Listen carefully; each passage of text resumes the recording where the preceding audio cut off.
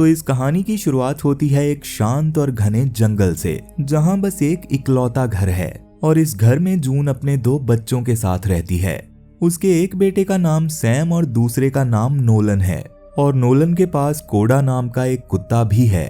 दरअसल जून का मानना है कि यहाँ पर एक शैतान रहता है जो पहले ही पूरी दुनिया को खत्म कर चुका है, लेकिन अब वो इन लोगों के पीछे है और ये लोग अब तक शैतान से बस अपने घर की वजह से ही बचे हुए हैं, क्योंकि ये घर जून के पिता ने बनवाया था।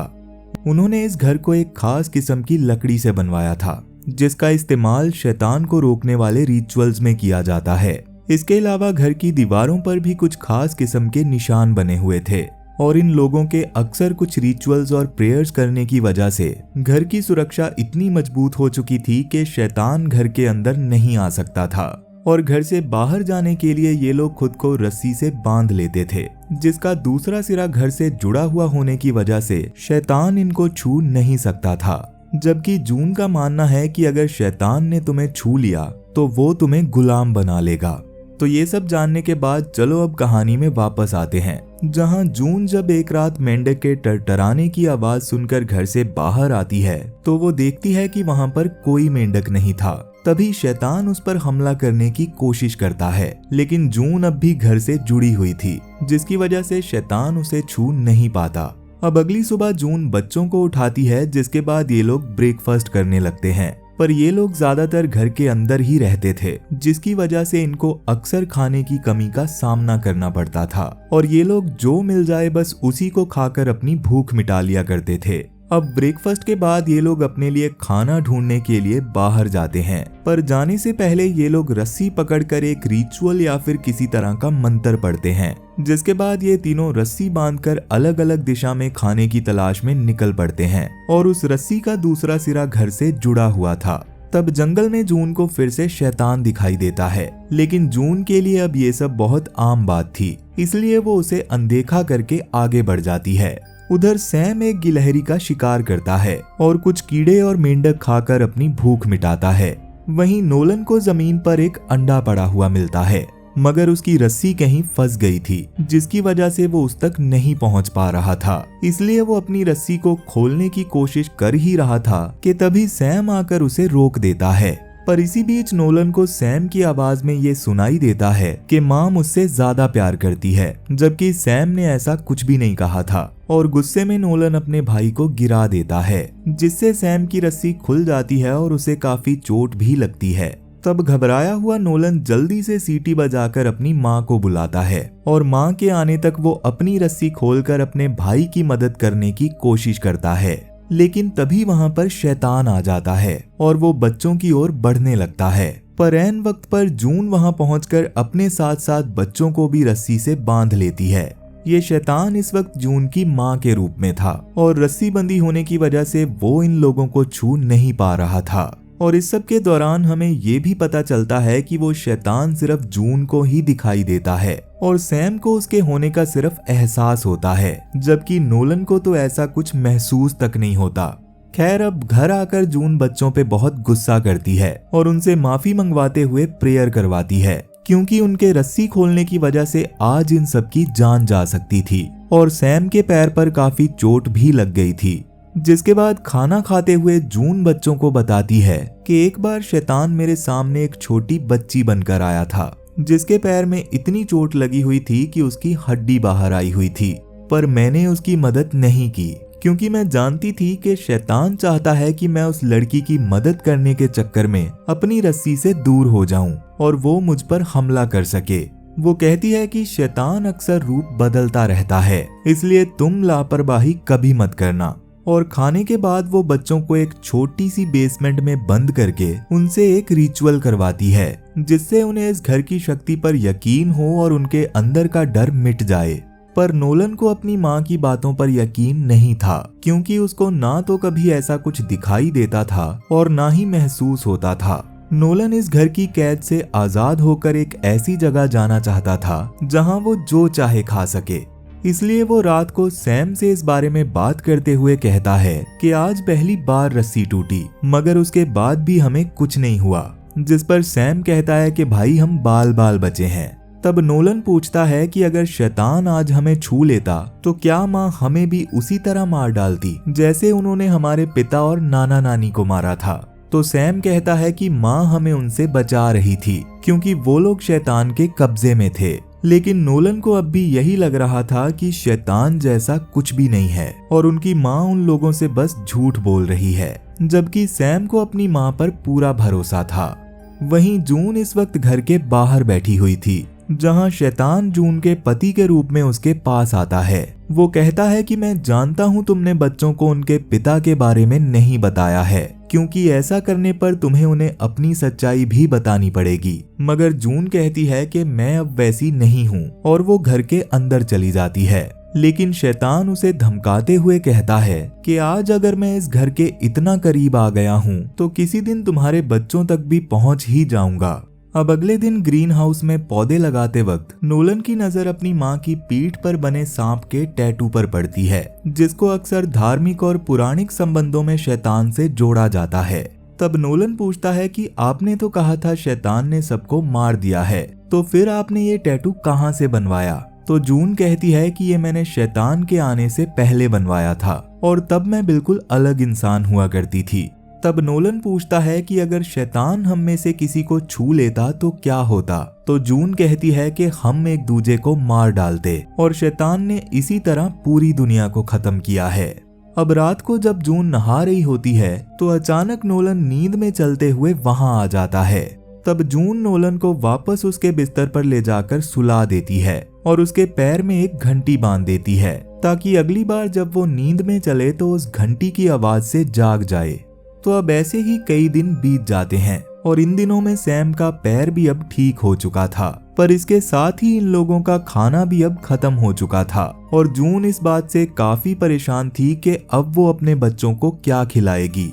अब अगली सुबह जब जून शिकार करने के लिए बाहर आती है तो उसे एक कौवे की आवाज सुनाई देती है, पर जब वो उसे मारने के लिए क्रॉसबो उठाती है तो वो देखती है कि वो कौवा नोलन को नोचकर खा रहा था, जिसे देखकर वो बहुत ज्यादा डर गई थी।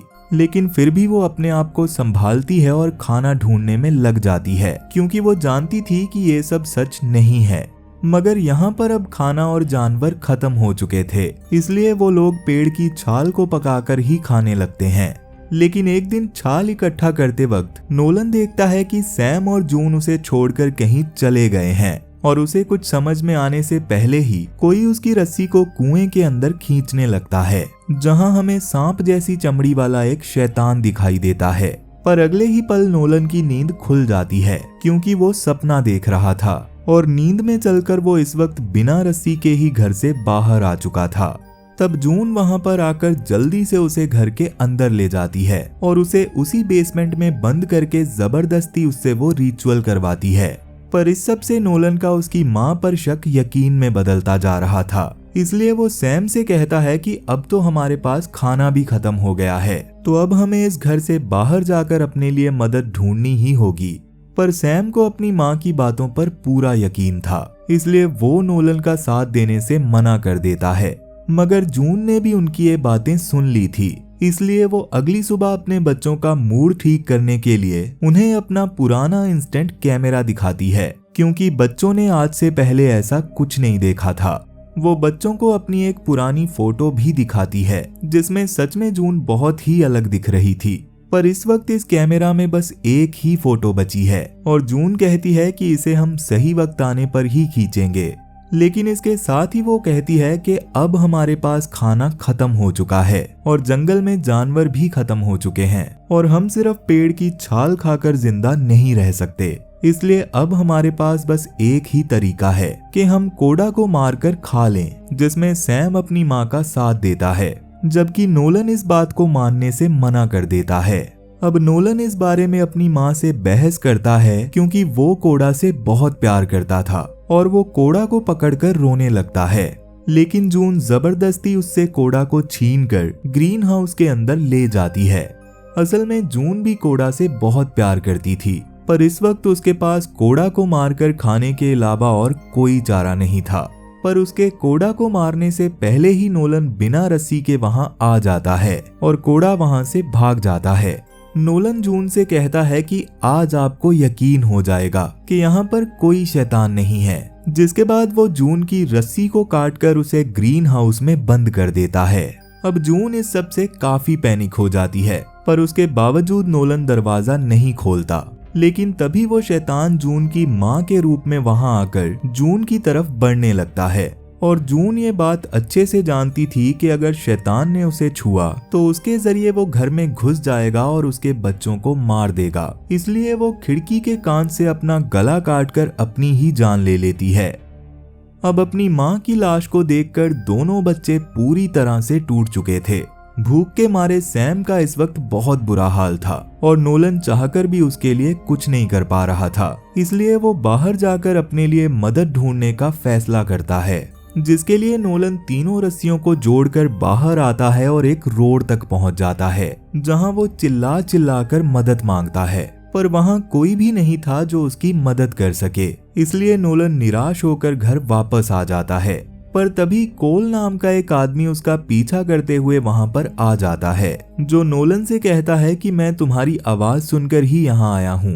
तब नोलन को पहले तो लगता है कि शायद ये शैतान है, लेकिन उसकी बातों से वो समझ जाता है कि ये एक इंसान ही है। तब नोलन उसे बताता है कि मेरी माँ मर चुकी है और मेरा भाई बीमार है, जिसके लिए मुझे खाने की जरूरत है। लेकिन इसी बीच सैम क्रॉसबो लेकर वहां पहुंच जाता है। कोल उन्हें खाना देने के लिए तैयार था, पर सैम को लग रहा था कि ये आदमी शैतान है, इसलिए वो उस पर हमला कर देता है और कोल जख्मी हालत में यहाँ से भाग जाता है। पर जख्मी होने की वजह से वो ज्यादा दूर तक नहीं भाग पाता और जब नोलन उसका पीछा करता है तो वो देखता है कि कोल जख्मी हालत में जमीन पर गिरा हुआ था। उसने 911 पे कॉल भी लगा रखी थी और दूसरी तरफ से आवाज भी आ रही थी, जिसका मतलब है कि ये दुनिया खत्म नहीं हुई है और जून ने अपने बच्चों से झूठ बोला है। पर नोलन ने आज से पहले फोन कभी नहीं देखा था, इसलिए वो उसका बैग छीनकर घर ले आता है और कोल वहीं पर दम तोड़ देता है। अब घर आकर नोलन को कोल के बैग से काफी सारा खाना मिलता है और वो सैम को बताता है कि वो शैतान नहीं बल्कि इंसान था। लेकिन सैम को अब भी इस बात पर यकीन नहीं था, इसलिए वो खाना खाने से मना कर देता है। मगर रात को जब उससे भूख बर्दाश्त नहीं होती तो वो कोल का खाना खा लेता है। इसी बीच सैम को कोल के बैग से उसकी एक फोटो मिलती है, जिसमें वो अपनी बेटी के साथ था, जिससे सैम को यकीन हो जाता है कि वो इंसान ही था। उस बैग से उसे एक टॉर्च भी मिलती है, जिसे लेकर वो बाहर बैठ जाता है। पर तभी उसे ग्रीन हाउस से कुछ आवाज आती है और वो देखता है कि ग्रीन हाउस के अंदर उसकी माँ खड़ी थी और जब वो दरवाजा खोलता है तो वहां सिर्फ जून की लाश पड़ी थी। लेकिन इसी बीच वो छोटी लड़की वहां आती है, जिसे सैम ने कोल की फोटो में देखा था। वो सैम से पूछती है कि क्या तुमने मेरे डैड को कहीं देखा है? तो सैम कहता है कि मुझे लगा था वो शैतान है, इसलिए गलती से मैंने उन्हें मार दिया। और ये सुनकर वो लड़की डर के वहां से भाग जाती है। तब सैम भी उसका पीछा करता है, लेकिन उसकी रस्सी खत्म हो जाती है। पर सैम को वो फोटो देखकर यकीन हो गया था कि वो लड़की असली है, इसलिए वो अपनी रस्सी खोलकर उसका पीछा करने लगता है। पर तभी शैतान एक पेड़ से बहुत सारे हाथ निकालकर पेड़ पर चढ़ने लगता है, यानी कि वो लड़की असली नहीं बल्कि शैतान थी। और वो शैतान अपनी सांप जैसी जीभ से सैम को अपने वश में कर लेता है। उधर नोलन सैम के ना मिलने पर रस्सी लगाकर उसे ढूंढने आता है, पर सैम उसकी रस्सी काट देता है। तब नोलन जल्दी से भागकर घर के अंदर जाता है, जहां सैम पहले से ही मौजूद था। मगर उसके ऊपर एक काला साया देखकर नोलन घर को पकड़कर प्रेयर करने लगता है। मगर प्रेयर सुनते ही सैम नोलन पर हमला कर देता है, जिससे बचने के लिए नोलन उसे कमरे में बंद कर देता है। लेकिन सैम उस कमरे को अंदर से ही बंद कर लेता है। वो इस पूरे घर को आग लगाकर खुद घर से बाहर निकल आता है और जलते हुए घर के साथ सेल्फी लेने लगता है। पर वहीं घर के अंदर शैतान अब नोलन के सामने आ गया था, जो कि इस वक्त जून के रूप में था, और वो नोलन को अपनी बातों में फंसाने की कोशिश कर रहा था।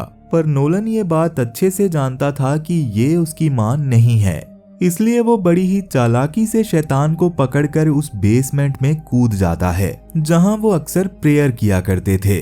तब नोलन की प्रेयर सुनकर शैतान को तकलीफ होने लगती है और वो अपने असली रूप में आ जाता है, लेकिन उसके बावजूद नोलन की प्रेयर की ताकत उसे खत्म कर देती है। अब भले ही इस सब में ये घर जलकर राख हो गया था, पर नोलन इसमें जिंदा बच गया था, जिसे एक रेस्क्यू टीम वहां आकर बचा लेती है। और ये वही टीम है जिसे 911 पर कॉल करके कोल ने बुलाया था। अब वो लोग नोलन को हेलीकॉप्टर में यहाँ से ले जाते हैं, जहाँ होश आते ही नोलन अपने भाई के बारे में पूछता है तो उसे पता चलता है कि रेस्क्यू टीम ने सैम को भी बचा लिया है और नोलन अब उस जगह से आजाद होकर बहुत खुश था। लेकिन तभी सैम कहता है कि माँ मुझसे ज्यादा प्यार करती है, जैसे कि कहानी की शुरुआत में ये शैतान ने कहा था। और इसके साथ ही हमें वो फोटो भी दिखाई जाती है जिसे सैम ने जलते हुए घर के सामने खींचा था। और इस फोटो में सैम के कंधे पर शैतान का हाथ साफ दिखाई दे रहा था, पर ये शैतान असल में था या नहीं, ये बताए बिना ही ये मूवी खत्म हो जाती है। इसलिए मैं भी आप लोगों से ही इसका जवाब जानना चाहूंगा कि आपको इसके बारे में क्या लगता है। तो वीडियो पसंद आई हो तो वीडियो को लाइक जरूर करना, और अगर तुम इस चैनल पर पहली बार आए हो तो जल्दी से इसे सब्सक्राइब कर लो, क्योंकि भले ही ये चैनल नया है पर यहाँ पर ऐसी और भी बहुत सारी वीडियोस आने वाली हैं। तो चलो फिर मैं अब तुमसे मिलता हूँ एक और डरावनी मूवी के साथ, और तब तक के लिए टाटा बाय बाय।